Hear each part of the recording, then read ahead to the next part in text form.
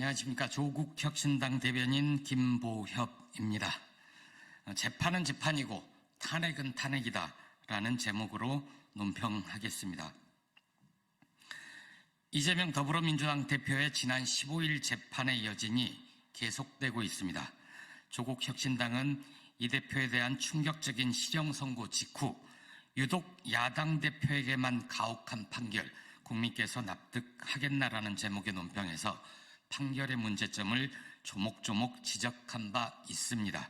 특히 정치 영역에서 가려져야 할 정치인 혹은 후보자의 발언의 진위를 사법부가 판단할 경우 표현의 자유를 억압하며 결과적으로 민주주의를 위축시킬 수 있을 것이라고 경고했습니다.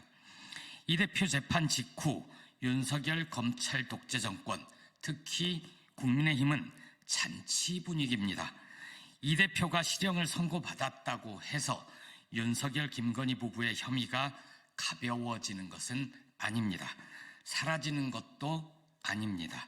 윤석열 대통령의 배후자이자 명태균 게이트의 몸통인 김건희 씨는 특검 조사를 받아야 할 것입니다. 김건희 특검법은 지난 국회에서 22대 국회까지 3차례나 압도적 다수의 찬성으로 통과되었습니다. 번번이 윤 대통령의 거부권에 막혔고 명태균 씨 표현대로라면 앞못 보는 무사는 어깨 위에 올라타 있는 주술사의 지시에 따라 조만간 또 거부권을 행사할 것입니다. 11월 28일로 예정된 김건희 특검법 재의결에서 합리적 보수의 씨앗이라도 살려놓으려는 국민의힘 의원들이 몇 명이라도 찬성표를 던진다면 가결될 것입니다. 그런데 윤석열, 김건희 부부와 함께 몰락하는 길을 선택하지 않을까 우려됩니다.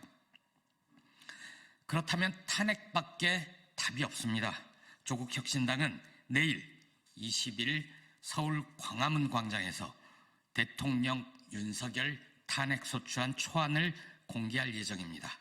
다른 야당 의원들, 학자 등 전문가들 뿐만 아니라 윤석열 탄핵에 동조하는 국민 모두 의견을 보태실 수 있습니다. 조국혁신당은 탄핵소추안의 완성도가 높아지고 정치적 환경이 무르익으면 범야권의 힘을 모아 국민의 의지를 대신해 국회에 윤석열 대통령 탄핵소추안을 제출할 것입니다. 이재명 대표의 1심 유죄 판결이 김건희 특검법과 대통령 윤석열 탄핵에 영향을 끼칠 수는 있습니다. 하지만 재판은 재판이고 특검은 특검이고 탄핵은 탄핵입니다. 윤석열, 김건희 부부가 탄핵을 피하는 유일한 길은 김건희 특검법을 수용하는 것입니다.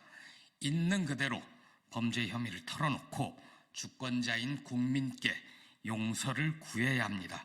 그렇지 않을 경우 조국혁신당은 윤석열 검찰 독재 정권 조기 종식을 바라는 국민과 함께 대통령 윤석열을 파면한다.